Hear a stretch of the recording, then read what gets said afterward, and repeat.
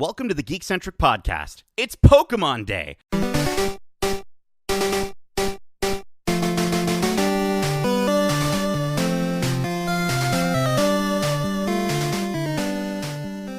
This may feel a little bit out of the swablu, but like Dialga, I wanted to take some time and discuss the news we got today because my heart is about to explode with excitement, and it would be a shame if we didn't talk about this. I promise, guys, I'm not going to do that the entire time, okay?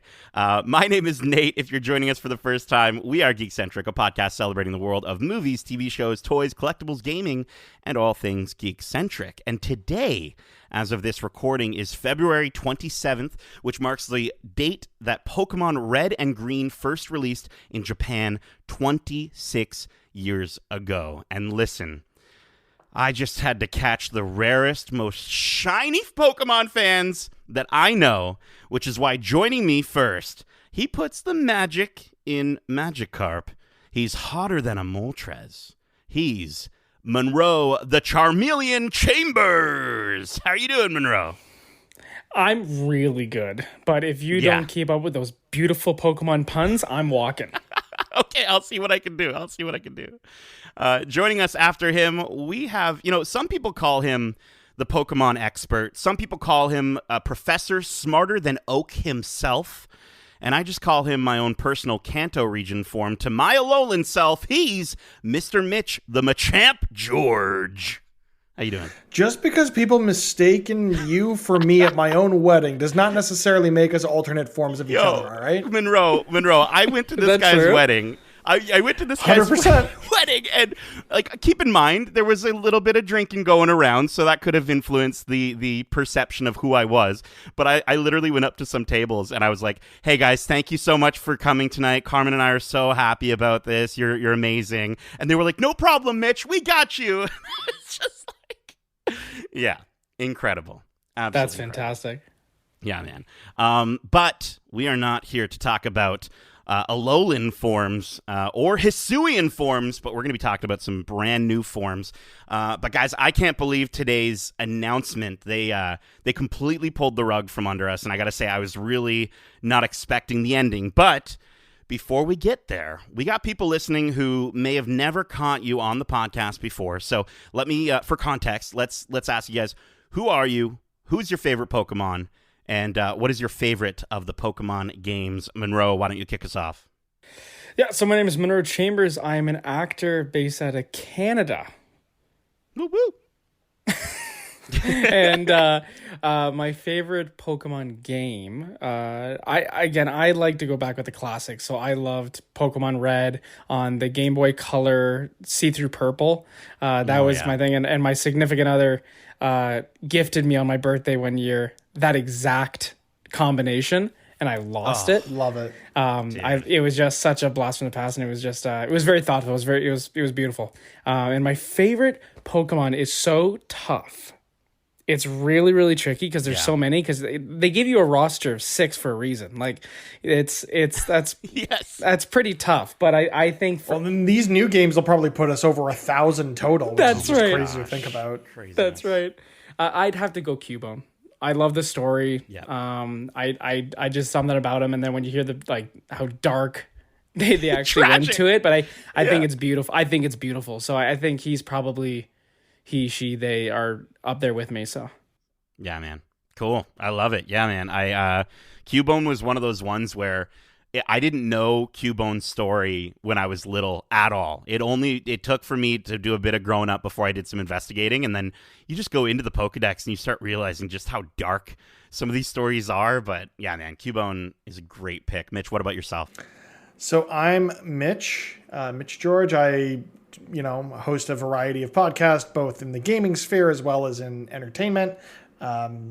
I Twitch stream, I talk a lot about games on Twitter. I tweeted, I think, 4 or 5 times today about Pokemon just because of how much I love it. Yeah. I think my favorite games, it's so hard to pick just one. Honestly, it's going to feel like a bit of a cop-out, but I think Legends Arceus might be my favorite Pokemon game of all time. Whoa. I thinking long and hard. I love the changes they've made to the formula. I like that it feels like a more modern take on the Pokemon RPG. It feels like very much of a proof of concept of something we're about to talk about, which is insane. Yeah. But if we wanted to talk more of a traditional Pokemon game, I have such an affinity for Gen 2. Okay. So when they released Heart Gold and Soul Silver on the DS, those games are just the pinnacle of what those games could be. So I think for me it would be Heart Gold, Soul Silver.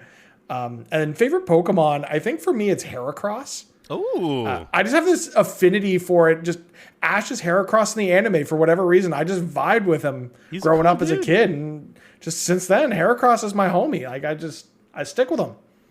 They, her, whichever. Yeah. Very cool. Yeah, man. I dig that a lot. I think for me, I gotta go with probably Pokemon. I want to say Yellow. It was mind-blowing to see Pikachu walking behind you in that game, and it was just, again, I was sort of so new for me still, and I think by the time I got to Pokemon Yellow, I still didn't know all the Pokemon of the original 151 off by heart yet, so going from, I think I started with Red, because it had a dragon on the front, so obviously you go that route, and then moving into Pokemon Yellow was a treat. For me, favorite Pokemon, oof. I know I posed the question and I'm not even ready for it.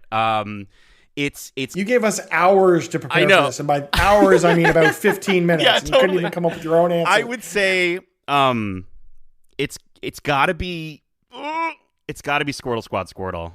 It's got to be Squirtle Squad Squirtle.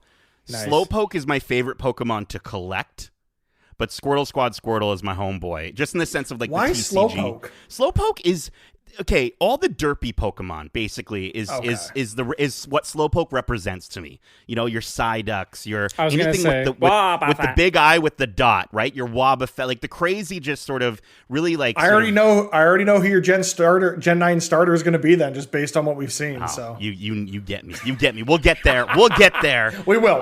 But guys, I woke up. Woke up for work today, and I watched this Pokemon Presents over breakfast, and honestly, it was exactly what I was expecting for the first, I'd say, 7 minutes of the presentation. So quickly, let's just start there. Is there anything you guys want to bring up about the? I called it, Mitch, I know I called it mobile game garbage. I know there's a lot of people that love those games. Is there anything you want to bring up really quickly about the mobile game stuff? I should really go back and play more Pokemon Unite. The game's a lot of fun. Yeah. It was kind of not well balanced when it launched. I wonder how much that's improved. I know there are a lot of fans of Pokemon Masters EX. It never really hooked me because Pokemon is not a mobile game. Like, it's not a phone game experience for me, if that makes sense. No, totally. Even though it is very much a mobile game.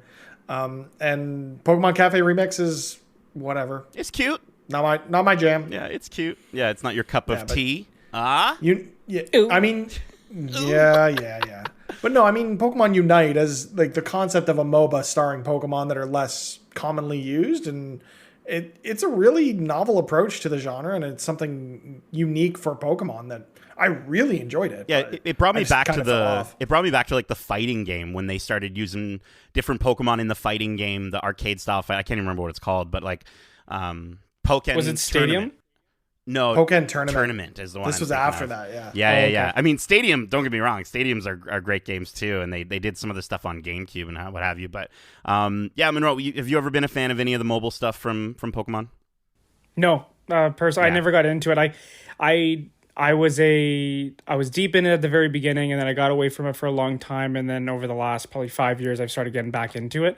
But the mobile games, I really didn't. There was nothing I didn't really pick it up, but I know some people liked it. Did you do Pokemon Go at all? So Pokemon Go, yes. So that aspect, yeah, I think the whole world did that a little bit. Everyone picked that one up. So that one I did for sure. So I will answer my question with the truth. I did do that. So I did do Pokemon Go. Now in the location I'm in right now is a little more. It's outside of the city, so. Like really outside of the city, so I don't really get to get a lot of spots that I get to do that. And now I'm looking at that clip, and I was like, oh, okay, I kind of would want to do that now. You get to go outside and all that stuff, but what is outside? What is outside? Yeah, fresh air. We get some warmer months here in Canada, and hopefully we can start to Pokemon Go and not Pokemon Stay at Home as much, and get some fresh air, and I think get some walks in us, but. Yeah, man, I was big into Go like everyone else, and then I didn't touch any of the other mobile stuff. So let's get to the meat and potatoes, gentlemen. And for clarification, I'm pulling a lot of the potatoes. Is there a potato Pokemon? There isn't, right? There should be. There might be. What if we could get a potato Pokemon that evolves into a French fry box? Let's go. With fries in it. I'm maybe. So for clarification, I'm going to be pulling a lot of this information from Ethan Gak at Kotaku, who wrote a lovely breakdown of everything. So go check that out. We'll have a link in the description. But starting with our first update to Pokemon BDSP. Mitch, yeah. Before we get into it, we know we're getting all these updates and things, and I just want to shout out all of the developers who are having to work on a Sunday to get these updates pushed out because the Pokemon anniversary fell on a Sunday this year. You feel bad for them. So I really hope that, the powers that be who are like, yeah, these updates all have to come out day and date. Just make sure you compensate your people accordingly. Yeah, I think we think of these things that come out. It's like, oh, no. They push a button and then it auto uploads or something like that. But I'm sure there's a lot more to it on the development side. Yeah, there is. Yeah. Well, to that point, real quick, did you two anticipate this? Was there a leak that came out? Because I was shocked this morning when this came out. It was announced a few days ago. Mm-hmm. It was, Okay. And a few of the Pokemon leakers that I follow on Twitter, which is why I wasn't as surprised about some of this news as others, had been, hinting that we were going to get, like, if you thought Legends Arceus was something, you just wait. Really? Right. Okay. Mm-hmm. Well, before we get there, let's start with our first update to Pokemon BDSP. Just a very literally a little update. Pokemon Brilliant Diamond and Shining Pearl are finally getting Shaman. Officially, the mythical grass type resides on a special island. You can catch only you can only reach after getting a special letter from Professor Oak. The event is now officially in the game, but and I actually didn't know this. A bunch of players had already glitched their way onto the island shortly after the game came out last November, which just reminds me of like Missing No and all the other aspects to these games. So guys, kind of neat. I personally I didn't even leave my house in Pokemon Brilliant Diamond, sadly. So what are your thoughts on bringing Shaman to Pokemon BDSP? For me, it's kind of what I expected. I still think we'll see some other events in that game that are like this event of Oak's letter presenting you with the opportunity to catch Shaman pulled directly from the original Diamond and Pearl game. So I think knowing people were able to glitch to it, it was inevitable that this was at least, thought of and going to be something that comes to the game. There will be other events like this, I assume, for Darkrai, maybe Arceus. I don't know. It's funny, looking back at the history of the games with Diamond and Pearl, we never got the release of the item that allowed you to encounter Arceus in those games. Right. So I think Arceus was only actually officially available as of like a couple of years ago when the Pokemon Company did a distribution of all the different legendary Pokemon month after month. Interesting. So I do think we'll see the events for Darkrai, maybe the event for Arceus has come to this game at some point this year, but it was kind of what I expected. Ilka, the company that developed this remake, more or less made a very, it's a very, it's very just to the original content. Like there isn't a lot that they deviated from, so I'm not expecting anything new. Right. But if they want to add these little content drops in throughout the year, sure, why not? Yeah. People will play these games and they'll get new Pokemon and they'll enjoy it. Nothing wrong with that. Munro, as something like you've never played the Brilliant Diamond, Shining Pearl games, is this a game that you think you would go back if you're feeling that nostalgic feelings, or would you rather just go back to hop on the Game Boy and hit up some Pokemon there? I'll be honest, I like that they remastered it, and I'd like to dive back into it, but I'm so into the way Arceus looks that I'm kind of like, I don't know if I can go back. Right. Like I'd like to, but again, like I said, I've escaped those generations in the middle, like a lot of people, I think. And I want to go back just so I can not second guess every Pokemon I see in Arceus or in other generations that I'm like, well, this new Pokemon's new. This is sick. It's like, no, that's from Gen 4. Like, shut up. Yeah. So I also want to get back and kind of, I like going back to kind of deep dive into what I've missed. So I'm starting to do that slowly but surely. And, I did Sword and Shield and that was amazing, but I think they've remastered in such a way that's making it appealing for the casual Pokemon fan that grew up with the originals, with the original 150 and the Gen 2, and then fall off on Gen 3. So I'm excited to get back into it, and I hope that other casual fans like myself who have a deep love for it, nostalgic love, and that's developing, will dive into it, because they've really worked hard on it, and you can see that they're pushing it out. So it's really cool to watch. Yeah, it is one of those things that I would want to go back to personally. If I'm feeling nostalgic, I think I have played those original games so much that, getting to see it in this art style, the chibi art style, the old school top-down thing, might be good, but there's just so many games. There's too many games in the world. What's interesting about that, though, is playing Brilliant Diamond Shining Pearl when they released. I've been able to get my sister back into the Pokemon franchise recently since she got her Switch for Animal Crossing and not much else. I said, hey, there's these Pokemon games. Why don't you play them? Yeah. She played Sword and Shield, really enjoyed it. But going back to this game, it was, oh yeah, this feels the way Pokemon used to feel. Right. But it's a modern game, but it has the aesthetic and the gameplay mechanics that feel reminiscent of those games. And there is a subset of people that like Pokemon and like that style of game. And I'm glad that people who preferred that got that experience from Brilliant Diamond Shining Pearl. And this just gives people more reason to go back to that, which is nice. Yeah. And it's cool that with something like Arceus, how different it actually is, and potentially with what we're about to talk about after that, it's nice to sort of see that, oh, we have different types of Pokemon games, and you can kind of experience it for different reasons. The same reason, and I'll bring up Mitch, I know you're a big Disney guy, but like the aspect of like why you would watch the old Aladdin and the new Aladdin. They are different sort of stories. They're different opportunities, as opposed to something like Lion King, where it's literally the exact same thing, just with a new look. Yeah, I'm with Munro, though. It's going to be hard for me to go back to any of the traditional Pokemon games after Legends Arceus. I think it's done such a phenomenal job of breaking the mold of what a Pokemon game is supposed to be, that I don't think I can go back to random encounters in grass. Like, it's not going to feel the same. It's not going to feel right. Yeah. So I was going to say, like, those kind of styles games, they hold their place and they hold their corner, and there's going to be people who are just diehards for it and will always love it. But I think it's hard to compare. Like, even like the old school, like the Red, I can't compare it to Arceus. It's totally different. As much as it has the essence, which is what you want, and it has what makes it so special, they're completely different. So you can't compare. You just go, okay, when you want a nostalgic feel, great. And there's some people like, well, it's not traditional. It's like, no, it has to move and develop, because that's the way gaming is going. If you look at any of the games coming out since 2015, we've taken leaps and bounds. So you just have to move forward and enjoy it. And it's the way that Pokemon should have moved a long time ago.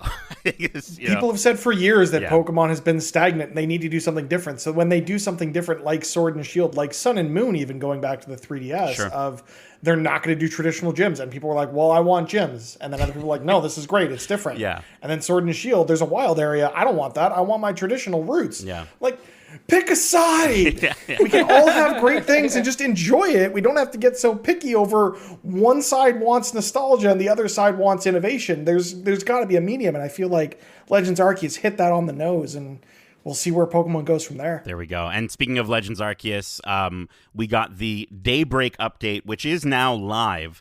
The free 1.1 patch focuses on investigating mass outbreaks and will add new trainer battles. Players can also get 30 free Ultra, Gigaton, and Jet Balls when they use the code Arceus Adventure in the mystery code section by March 31st. Mitch, what are these Pokemon doing? They're having big parties or something? What's going on here, dude? Shinies. Shinies is my answer. So as someone who I think this past Friday, I completed the Pokedex in that game. I unlocked the shiny charm, which will increase shiny rates across the board. Wow. These mass encounters, they're a way to increase your odds of running into a shiny Pokemon. That's what that's for. So it's really post-game stuff then, right? It's post-game stuff, and it's also, what's really nice about this is it's a way to encounter Pokemon that aren't normally obtainable other than through evolution. Okay. So they were showing outbreaks of Stantler where there were Weirdeer, and Weirdeer is not a Pokemon that is readily available in the wild. You have to evolve Stantler into it. Okay. And the evolutionary method for that is kind of annoying. Right. So to be able to have outbreaks like this to allow people to complete their Pokedex, it makes it a more approachable game for someone, who isn't as versed in like Googling things like I am when it comes to Pokemon. Yeah. Because I know even just talking with my sister who's completing the Pokedex in this game too, it's like, evolving Basculin sucked. like, yeah, it does. And how did you figure that out? Oh, I Googled it. Right. Because how else you going to figure that out? Yeah. And I think it's one of those things where I've even reached out to you before and said, like, what does this mean in the Pokedex? How does this exactly work? And yeah, so that is kind of nice to hear in the sense that it's going to help people to really complete the Pokedex, which is really what the game sort of focuses on. Monroe, are you feeling the incentive to dive into to Arceus yet? Is this really getting to you? I have since your stream. I've seen other streams as well that have played the game. I'm kind of in the middle of. I am a completionist of games as well. I like to do 100%, so I'm kind of in the middle of a couple other games. So I knew I was going to jump into it soon, but now watching the DLC and just seeing how great the reviews are and just how revolutionary it is for this great game, I want to dive into it. I'm really excited about it. And I think, what we're going to talk about later is an extension of it, but I think it just seems like this is where it should have gone. This is where we've kind of, the little boy in you or little boy and girl, whoever, the kid in you wanted this to be. I remember being at a park and being like, oh, I'm just running around. You catch the Pokemon around the park, and this is exactly what you're doing. So it should be like that. And I'm excited for it. Very cool. Cool. Well, listen, then we got a single shot of what I'm assuming is concept art for a new online series focused on the Hisui region, with a picture of a trainer trudging through a snowy forest. And in it, we see a shadow of what I believe is a Pokemon. Monroe, can you tell me, what are your thoughts on this new series, and who's that Pokemon? I like how you didn't ask me because you know I would know what it is. Monroe, did you do any sleuthing? Did you find out? I believe I did. I thought it was, at first I was like, what is this Togepi with a weird thing coming off his head? I was like, what is this? And I was like, it's not that. But if I'm correct. Yeah. And if my digging is correct, it's a Hisuian Zorua? Yes. Is that pronounced correctly? Okay, there we go. Is it Zorua? Did I say that right? That's how I pronounce it. Zora? Like Arceus, Arceus. Like, people have different pronunciations of everything in Pokemon, and it's an argument all over the internet. No matter what, that's how I say it. So I think you nailed Very it. Cool. Thank you. I'm glad. I'm glad I did okay. But as far as the concept art or the banner we saw, I thought the artwork was beautiful, and I was like, this is really interesting. What I was most interested by was the music behind it. That to me told me more. Yeah. And I hope they go that direction. I think there was something ominous about it. There was something a little, it just seemed a little darker, and it seemed like they were going to go into a little bit more of a mystery, suspenseful style. Yeah. And that was just based on the music that was behind it. That could have been absolutely nothing, but my mind likes to go to crazy places and get myself expectations high. So, yeah. It looks classical. Have either of you watched the previous web series that the Pokemon Company has put out? Pokemon Generations being the first, followed by Pokemon Twilight Wings, and most recently Pokemon Evolutions. I just downloaded the app, so I didn't know about it. So we started deep diving, my girlfriend and I, and we started deep diving. Like, oh, we got to do this. And we started talking to a couple of friends of ours and saying, oh, how have you not done this? So we've literally got it queued up, and we're going to dive in. So what are we to expect from that? Again, it's similar to your point. It's a bit more of a mature tone. It's a more adult looking animation. It's Pokemon. So you go in with your expectation set that it's Pokemon, but it's really, I think they're really well done. Personally. Yeah, I will say, Pokemon Twilight Wings, was that one of them? That was the middle one. Yeah, Sword and Shield was really well done. There's an episode with Nessa and a Milotic that is just badass.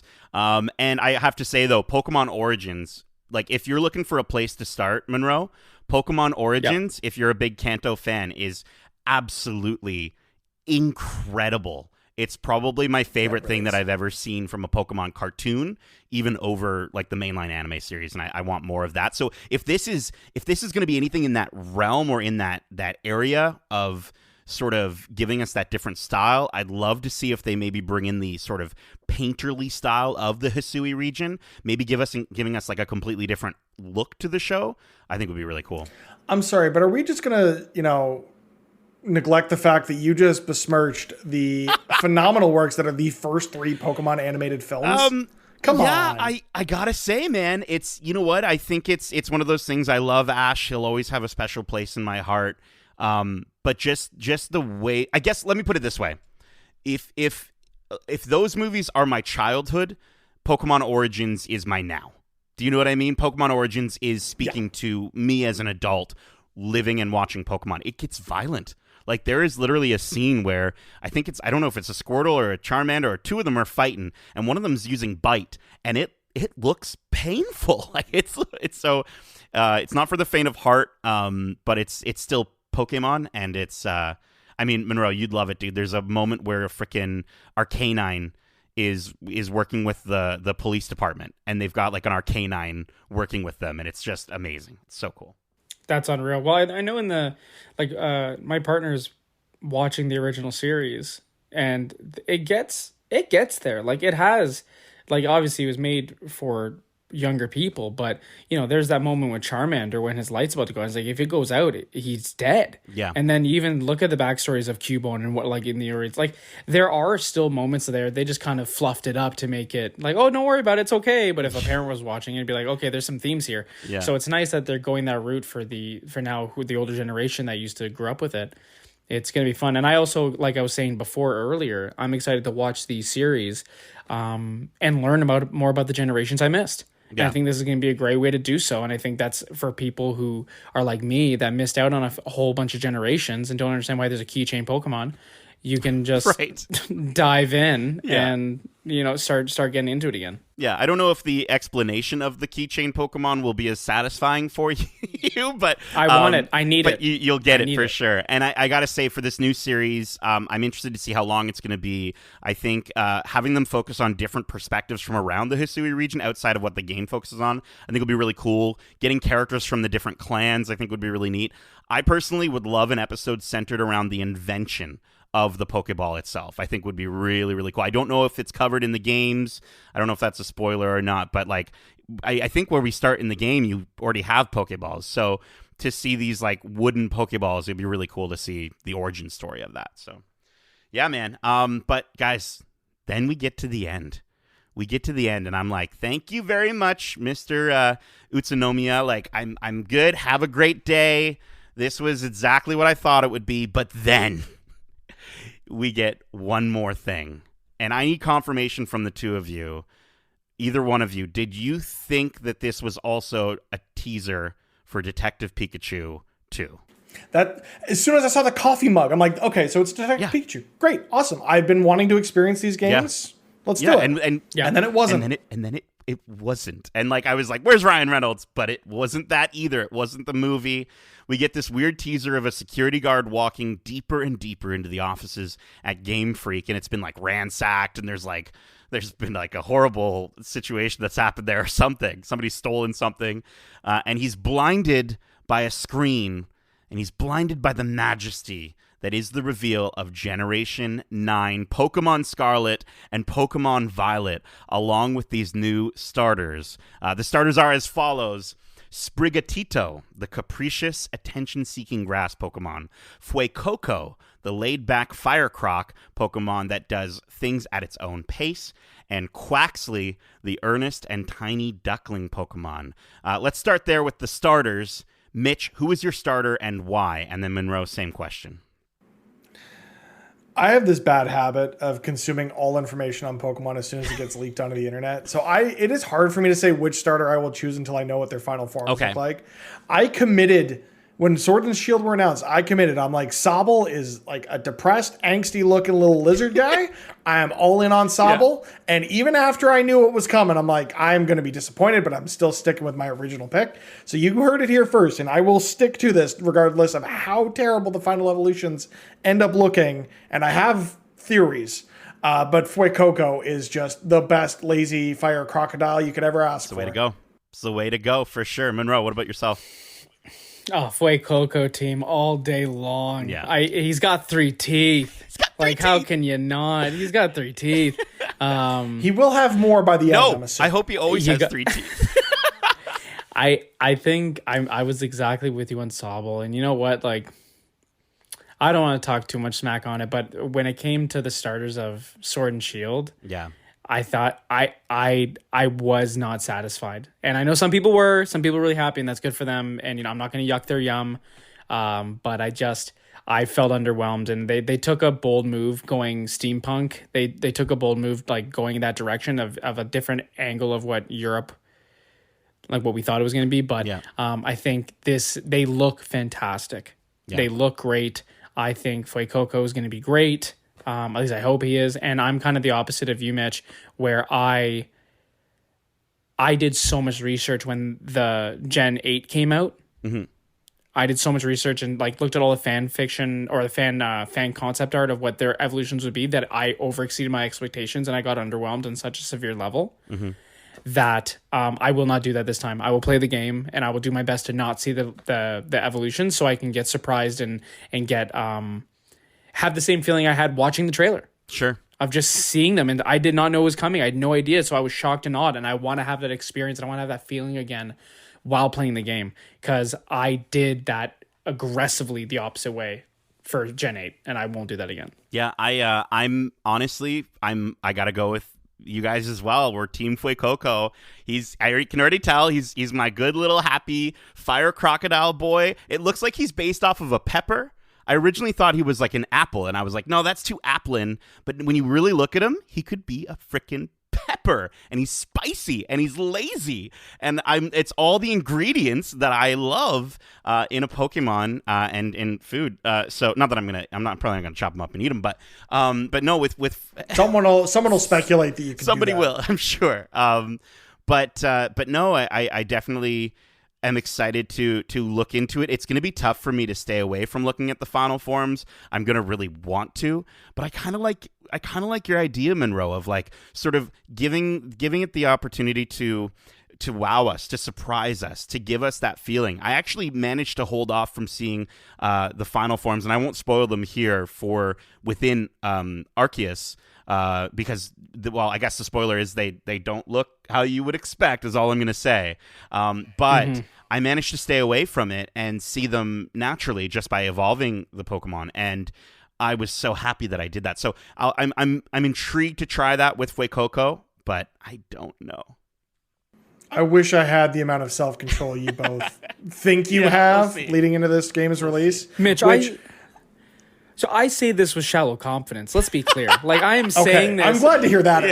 Like, I'm going to be completely honest. I do not think I'm going to be able to do it, but I'm going to try just because that feeling today was so great. Yeah. Just to feel that joy, and it's so nice to feel that. And it's like, you know what? Let's show a little self-discipline and try to do that just for me. Yeah. And again, other people, their joy is going to be to try to fish it and find it and get it. But yeah. You know what it actually reminded me the most of, and it took me back to the and I guess these were like the original Pokemon leaks, but it was seeing these static images without ever seeing them before or knowing about them before, was the magazines and seeing Peekaboo back in the day on the schoolyard, and kids coming up, have you seen the new blue Pikachu? They got Peekaboo, dude, and obviously it's Meryl, but it was one of those things where that was the time when you were like, holy crap, there's a new Pokemon.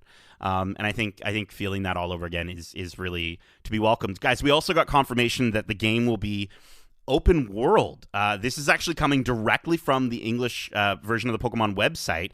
To quote, various towns blend seamlessly into the wilderness with no borders. You'll be able to see the Pokemon of this region in the skies, in the seas, in the forest, on the streets, all over. You'll be able to experience the true joy of the Pokemon series, battling against wild Pokemon in order to catch them, now in an open world game that players of any age can enjoy. So guys, what do you think of the setting for this game, and how much of Arceus do we think is coming to the game? Just to dabble into the setting a little bit, it seems like it's based on a number of Mediterranean countries, European countries, Spain, Portugal, especially with the names of the Pokemon. Sprigatito being like the secondary part being roughly translated, or part of the translation of kitten in Spanish. Fuego obviously being hot or heat in Spanish. So like those influences are there. And before we get off it, Quaxley is probably the most aptly named Pokemon in the history of Pokemon. It's perfect, and I love it so much. This is everything I wanted Pokemon Generation 9 to be. And I had my reservations, because you have to anticipate that this game started development near the end of Sword and Shield. another team would go on to work on the DLC. And then obviously we got Ilka developing Brilliant Diamond Shining Pearl, and we got the team behind Let's Go Pikachu and Let's Go Eevee, who made Pokemon Legends Arceus, which does, for me, feel like a proof of concept for what they're doing in this game. Open world.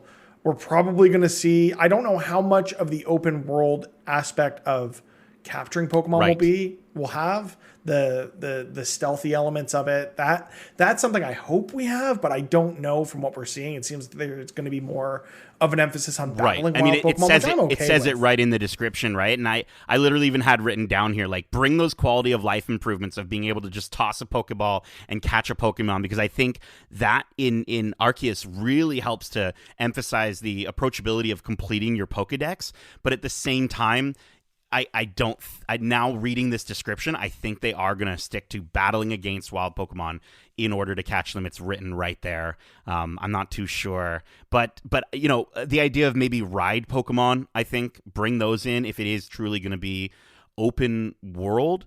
Pokemon being everywhere, being on the streets, being in the air, like, it's going to be really interesting to see kind of where they go. Monroe, what did you think of seeing this sort of Spanish setting? I mean, Pokemon has gone around the world. We had Japan, Hawaii, France, United Kingdom, and now it's this more Mediterranean setting. What are your thoughts? It's the perfect place for them. Yeah. I think it's gonna, like, that's why I like the view of them. I like, even in the clip they had, if you look into more detail, like, we had a couple screenshots and you see the influences of the paintings, the what do you call them? The architecture, Thank way you. the buildings are designed. Yeah, absolutely. And just the pottery as well. Like, we saw a little bit of that there. And I think there's so much you can dive into. And I think that's one of the reasons why, for me personally, when they did the United Kingdom, when they did Sword and Shield, there was so much more they could go. And I feel like they just narrowed into one little thing. And then just for me, I just didn't resonate with me. And that was just my personal. Yeah. The biggest departure I see here, it's going to be hard not to compare Sword and Shield to these games because they're going to be on the same system. We don't typically get multiple generations of Pokemon on the same console, so this is actually something. I mean, we got it on the 3DS had 2 generations, the DS had 2 generations. So I guess roughly 2 per console kind of works, I guess, for more recent games. But comparing these 2 games, it's color. This game is so much more colorful than Sword and Shield. Absolutely. Which, I mean, of course, you go for more steampunky aesthetic, a United Kingdom based region. It makes sense. You're going to have a little more of a muted color palette. Here, the colors pop. You see that shot of that, town square-esque area in front of what is presumably the Pokemon League with the different emblems for all the types. There's color here that we didn't get from those games, and I'm happy to see more color come back to Pokemon. And speaking of colors coming back to Pokemon, I mean, Pokemon Scarlet, Pokemon Violet, and apparently these are going to dictate kind of what you're wearing as well. We haven't had colored name games since, I guess it would be Black and White 2 would be the last time that and those aren't technically colors. Don't at me in the comments. But in terms of Scarlet and Violet, the main characters here, which I'm assuming one of the default names will be Scarlet and or Violet. What did you think of this sort of updated character model that we're seeing for our main character? What's fun about the announcement of this game is there's a well-known Pokemon ROM hack called Pokemon Scarlet Blaze. So when people were searching for this game after the announcement today, they're just getting the ROM hack, which could be a good thing or a bad thing, depending on whether you're Nintendo and the Pokemon Company or people looking for, novel Pokemon experiences over the next few months. But I think for me, the thing that stood out to me the most about the characters is how similarly dressed the male and female models are. There isn't as much of a distinction between them, which I actually think is really good in terms of like they're the most plain starting like outfits we've ever seen, I would think. Maybe unless you're going back to like the original Pokemon Red, which was like 32 pixels. I think that they're doing that because customization, again, as we've seen in Sword and Shield and expanded upon in Pokemon Legends Arceus, is going to be an important component. And we'll probably get much more on this game leading into like your quote unquote traditional E3 period, which is like early June. Yeah. All these companies will do virtual presentations and talk about the rest of their games for the year. And that's where they'll really dig into a lot of these features, I would assume. But I think the reason that they're designed the way they are is, one, they do feel more gender neutral compared to other previous entries in the series. And customization, again, is going to be central to this experience, I hope. So, Yeah. School-age children dressed like school kids. Makes sense. Yeah, I thought they kind of looked like explorers too, like they're exploring the the whatever this region's going to be called. Guys, I mean that's about it. Was there anything else that you kind of wanted to bring up or mention regarding this massive reveal of Generation 9? My thing was just when you're watching the I forget his name and I apologize, who was announcing the clip at the end, who was talking about Arceus. Mm-hmm. He had all the Pokemon behind him. What's his name again? Mr. Utsunomiya. Utsunomiya. So when he was there, when I was watching it back again, dude, they had all the starters behind him. Yeah. Yeah. All the plushies. So like looking it back, I'm like, oh, that's so cheeky. Yeah. Like they literally had the entire one. So like for all of us not like paying attention, for people like me who weren't paying attention, like, okay, let's see what it is, because we're always thinking, especially for a Nintendo, which I think it's not too bold to say have been kind of blown out of the water when it comes to E3 and PlayStation and Xbox. But them coming out with something like this is just, again, they threw themselves back in the ring, and I think it's exciting. Kind of brings it back the nostalgic feelings, but also where it's headed. And this is it looks like it's gonna be a perfect marriage, whether it was the name of them, the feeling, and then the open world. It sounds like it's gonna be a perfect marriage of the two. Very stoked. Very stoked. Any last minute theories that you want to throw out? Do you have anything to theorize, or are you expecting, or based off of what we've seen, can you give us a little tidbit of where you think this is going, Mitch? I'm a little concerned that we're getting 3 Pokemon games within the same, like within a 12-month period. I do worry that they're not giving themselves enough time to really advance the games. I again, this looks like a huge departure from Gen 8. I really hope it is more of a step towards Legends Arceus than it is back towards more traditional experiences. But I think Sword and Shield proved that you can, and I'm hoping they'll do this with future titles, you can take a year to just put content into the game that's already out and iterate on what is working and what isn't working and make it better, and allow the developers to really lean into what Pokemon is going to be and shape the future of the franchise, and give them a little more time. Yeah. Like, there's no reason not to take the time you need to develop these things. Secondly, I had to watch this in the most reserved way I could, and couldn't squeal like I would have had I been watching this at my desk, because I watched this entire presentation on my phone in a hotel in Niagara Falls, Canada. Okay. Because I was away for the weekend. I'm like, oh yeah, this is happening. Let's just watch this. Oh yeah, just going to be chill. And then slowly start violently shaking my phone when they announce the games. So that was an interesting way to watch this. Thirdly, I have speculation or theories around what the final evolutions of the starters, the typing of the final evolutions may be. Oh, go for it. Let's hear it. Can we dive it? Can we get into it? Yeah, I want to dive into that. Yeah, let's do it. So I think that the grass starter, the cat, everyone's going to hate me for this, but I think it's going to go from being on all fours to bipedal, because Pokemon Company loves to do that, and people will get upset at that. But I think this is actually going to be in some way... we've had the heel wrestler. I think we're actually going to get like a face wrestler. For those who don't know, heel and face are like bad guy, good guy in wrestling speak. I think it's going to be a bit of a counterpart to Incineroar, and will end up being a grass fairy type, because fairy is strong against dark. Interesting. And I mean, cool. Seeing even looking at Sprigatito, and like it has pink sort eyes. Of like it has pink eyes, so there's the fairy type, but then you've got the sort of the leaf face mask sort of look to it that could really play into that, and that kind of works for that culture. Interesting. Fuecoco, I think, is a big chili pepper, big red pepper, and I don't know if they're going to continue with the pepper look or how that's going to work, or maybe he opens up and there's a bunch of seeds inside. I don't know. Chili peppers are traditionally grown on a vine or a bush, or... but I'm wondering if maybe, it's a plant, it gets a little dirty, and we end up with this, half-buried chili pepper, and it's a fire ground type. Whoa. That's where my brain's going. That would be pretty dope. And Munro, or Mitch, just before we continue, like, do they, correct me if I'm wrong, or maybe I'm just having a big brain fart here, do we normally get the dual type final Evos? Is that how that works with every single one? Recently we have. I say recently. This past generation, Gen 7, we didn't. But prior to that, like Gens 7 and 6, I think were both dual typed for all 3 starters. So I think it's a possibility, but there's also the possibility they just say grass, fire, and water. But I'd like to see them do something a little different. Just because I see the potential in these Pokemon with their final starters to be interesting. And I want to see, like, what Monroe was saying earlier, there were some people that were a little let down by the final evolutions of the last game. And I think they'll probably take that feedback to heart and really, flush these out. Honestly, when these 3 Pokemon first flashed up on the screen, I'm like, these are 3 like ROM hack Pokemon. Yeah.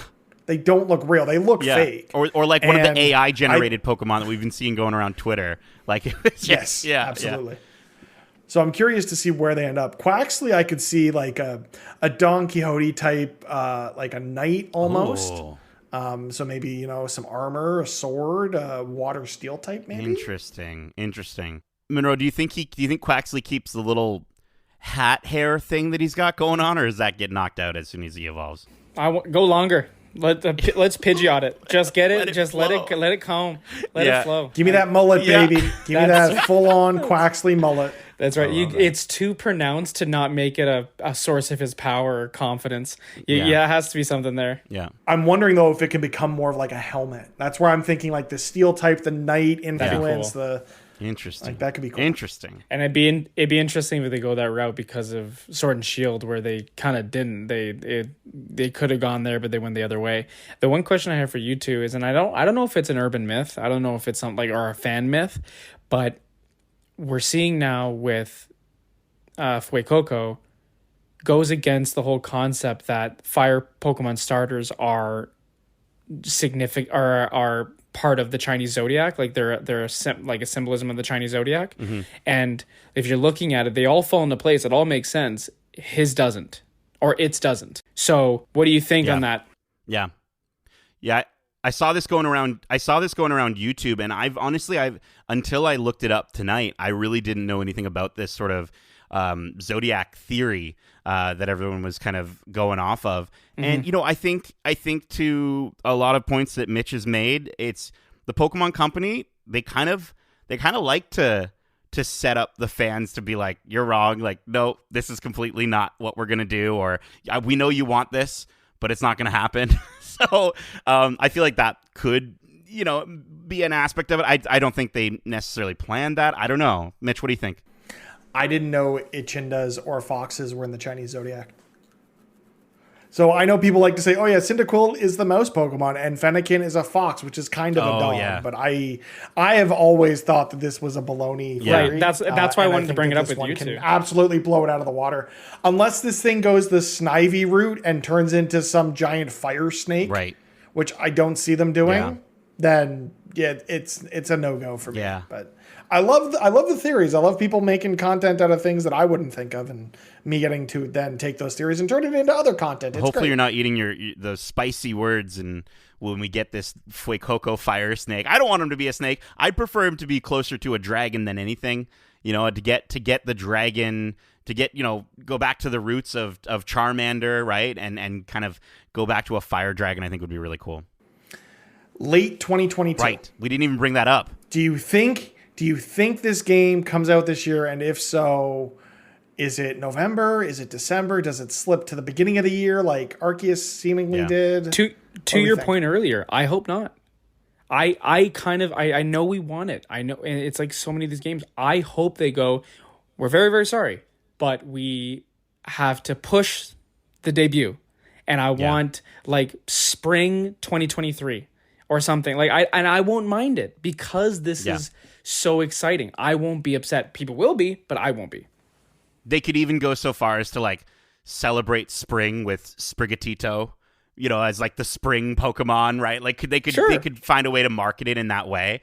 It seems odd. It's one of those things though where, like, again, until recently, in my experience, Pokemon Company has been very serious about their meeting those deadlines and hitting those deadlines. And as we've seen with gaming culture and developer culture coming out in the line, in the being showcased of crunch being a terrible thing that is plaguing all of our wonderful developers, it is interesting to sort of again, get to see that happen where we have gotten delays recently. I don't know, man. I'm torn between whether they actually would, but I agree with you, Monroe. I really hope they do. So I pulled the big brain move this past week, and I'm in a fantasy critic league. For those who don't know, it's essentially like fantasy sports, but for video games.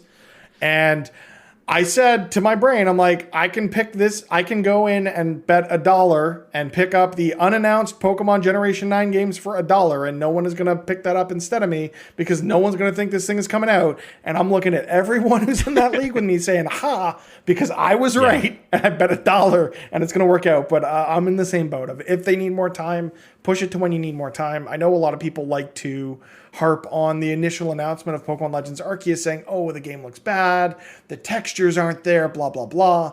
Even Brilliant Diamond Shining Pearl. And we saw as we got closer to release, those things got more and more polished. And I think both games look great when they came out. And we'll see that again here. But if they need the time, take the time. And I'll be honest with you, I need the time. I'm nowhere near finished with Pokemon Legends Arceus, and as they release a little bit of DLC here, maybe a little bit of DLC even further in, I honestly am.